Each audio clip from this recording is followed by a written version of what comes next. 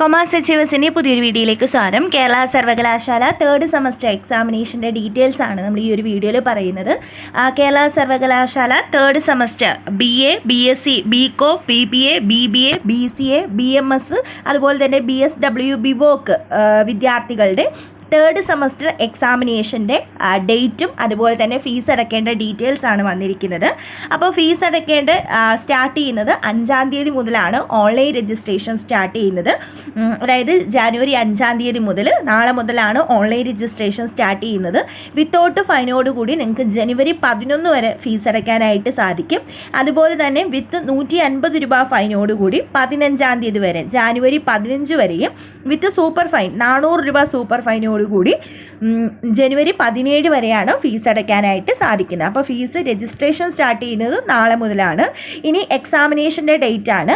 Examination start ചെയ്യുന്നത് ഫെബ്രുവരി 14 മുതലാണെന്നുള്ളതാണ് നോട്ടിഫിക്കേഷനിൽ വന്നിരിക്കുന്നത്.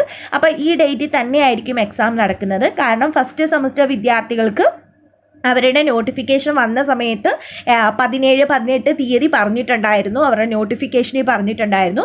ഇന്നലെ അവരുടെ ടൈം ടേബിൾ വന്നു. ആ ടൈം ടേബിൾ കൃത്യമായിട്ട് 17 മുതൽ എക്സാമുകൾ സ്റ്റാർട്ട് ചെയ്യുന്നുള്ള ഡേറ്റും വന്നിട്ടുണ്ട്. അപ്പോൾ ടൈം ടേബിൾ ആ ഒരു സമയം തന്നെയാണ് തന്നിരിക്കുന്നത്.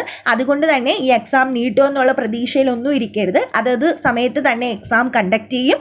അതുകൊണ്ട് തന്നെ ഫെബ്രുവരി 14 ആയിരിക്കും എക്സാമുകൾ സ്റ്റാർട്ട് ചെയ്യുന്ന ഡേറ്റ് ആയിട്ട് വരുന്നത്.